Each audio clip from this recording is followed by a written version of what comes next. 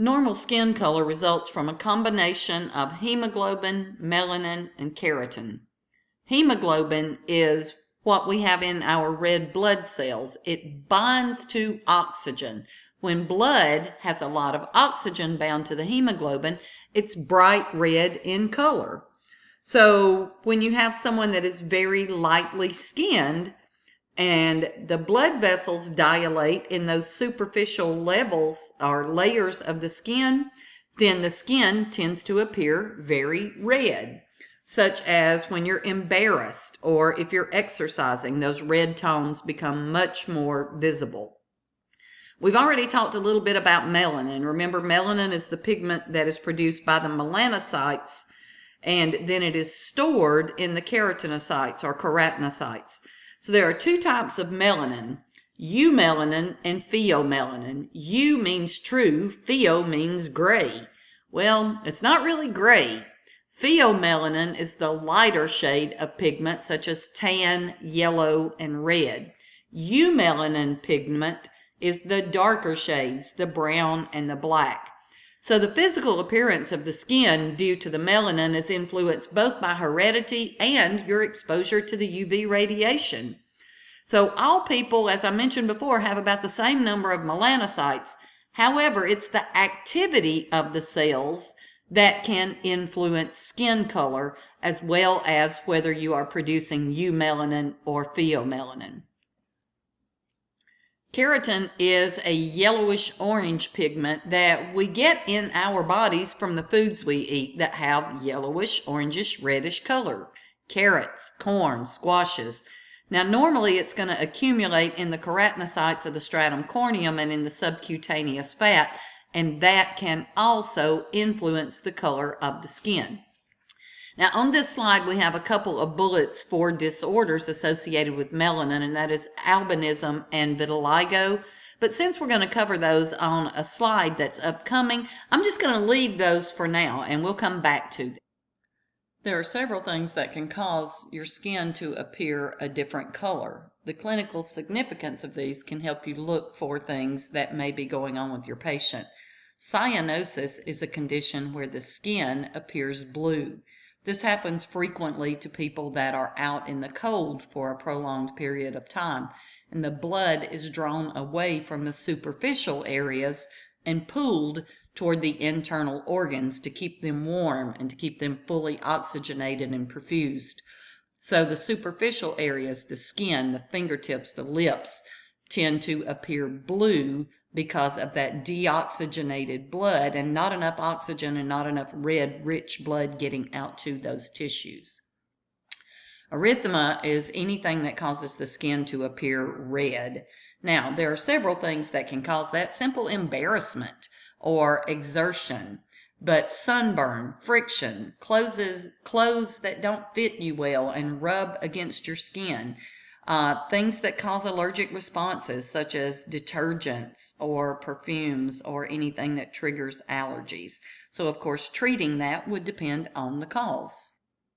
Pallor is a condition where the skin or the mucous membranes appear very light or much lighter than normal. Now there is also a number of things that can cause this, such as anemia when the oxygen level in the blood is low, emotional distress or shock, excessive use of stimulants, and anything that decreases blood supply to the skin.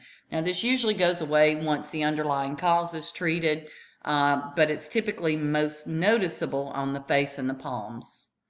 Jaundice is a condition where the liver is not properly breaking down bilirubin, and some of the components of that will accumulate in the skin and some of the soft tissues such as the sclera of the eyes and create a yellow color to those tissues.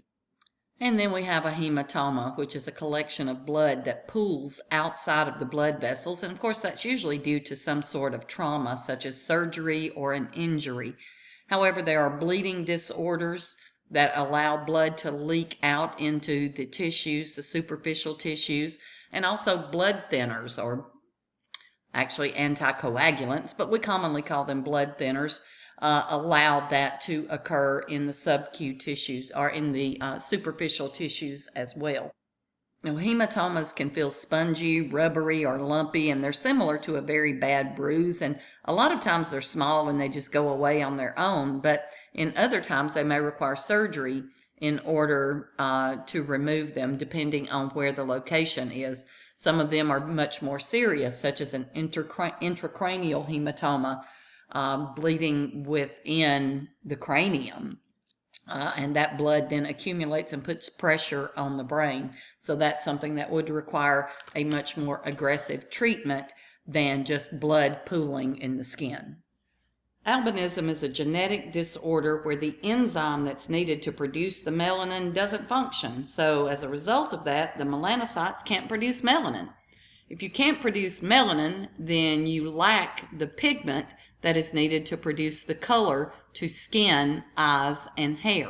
So as you can see, the people who have albinism tend to have white hair, pale skin, and pinkish looking irises, which is the colored part of the skin.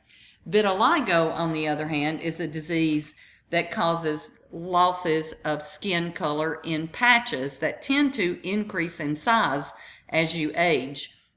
This condition can affect the skin on any part of the body, also inside the mouth and the hair. Now remember, normally the skin color and hair color is determined by the melanin. So vitiligo occurs when the cells that produce that melanin, the melanocytes, die or stop functioning. Now this can produce the effects or happen in people of all skin tones, skin colors, but it's more noticeable in people that have darker skin because you can see the areas of light skin in contrast to the dark skin.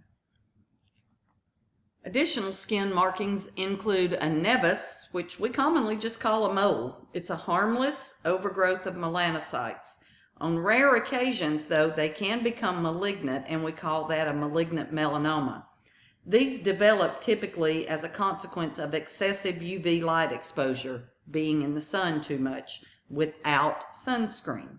So because of this, we should always monitor our moles for changes that might suggest they are malignant. Freckles are simply yellowish or brown spots that represent areas where the melanocytes have increased their activity in producing extra melanin.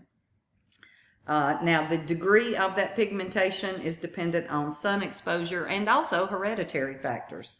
A hemangioma is the result of skin discoloration due to blood vessels that proliferate and form a benign tumor. Capillary hemangiomas are sometimes called strawberry-colored birthmarks. They appear really bright red to a deep purple. They're present at birth, but very often they disappear in childhood. However, they can develop in adults as well. Cavernous hemangiomas are known as port wine stains, and they involve larger dermal blood vessels and typically last a lifetime. And then one more of our skin markings are friction ridges, which are another type. And these are folds and valleys, ridges that form in the dermis and the epidermis. Their function is to help increase our grip so that our hands can grab a hold of things and our feet don't slip when we walk barefooted. When the sweat and oil glands in these areas release their secretions, we leave fingerprints on surfaces. So we can study those fingerprints, and that study is known as dermatoglyphics, derma skin, glyph carvings. So friction ridges, fingerprints, are unique to every individual. Even identical twins don't have identical fingerprints. So this is very valuable for law enforcement trying to solve crimes because your fingerprints are different than mine. The sun generates ultraviolet radiation, UVA, UVB, and UVC. UVC doesn't reach the earth. UVA and UVB radiation does. So UVA is commonly called tanning rays. Sometimes UVB are called burning rays. So some of these tanning salons will say, oh, our beds are safe because we only use UVA rays. Well, guess what? those can burn too, and they also suppress the immune system. Both UVA and UVB rays are known to cause skin cancer. So basically, there's no healthy suntan if you are tanning in the sun. Now, ultraviolet rays destroy folic acid. We need folic acid in order to synthesize DNA, and it is critical for embryonic development. There are some things that increase the way that you react to sunlight and can cause you to burn faster. These include drugs like antibiotics and histamines, as well, or antihistamines, as well as perfumes and other things that we put on topically on our skin. Sunscreens are lotions that contain materials that absorb or block these UVA and UVB rays. So they help to protect the skin, but only if you use them correctly. So first of all, you have to apply them liberally all over every exposed area of your skin and reapply after you've been in the water or if you've been sweating. Second, sunscreen has to have a high enough SPF, sun protection factor. So how is that determined? Well, guess what? They put it on people and put them in the sun. All right, so once you figure out how much protection it gives, let's think about that. So a sunscreen with an SPF of 15 will delay sunburn in a person who would normally burn in 10 minutes to 150 minutes. So it's basically your SPF multiplied by the proper number. Now, it's never safe to assume that a sunscreen is going to protect you completely from the sun rays, so you should still use common sense if you are going to be in the sun. Now, I do want to add one little caveat to this. Sunlight is not always the worst thing for us, right? We need sunlight. Well, one of the things that we need sunlight for is because it increases the vitamin D in our body, and that about 15 minutes of sunlight per day also helps decrease the risk of breast cancer. It doesn't stop it, but it decreases the risk. And hey guys, if we can decrease risk, let's do it.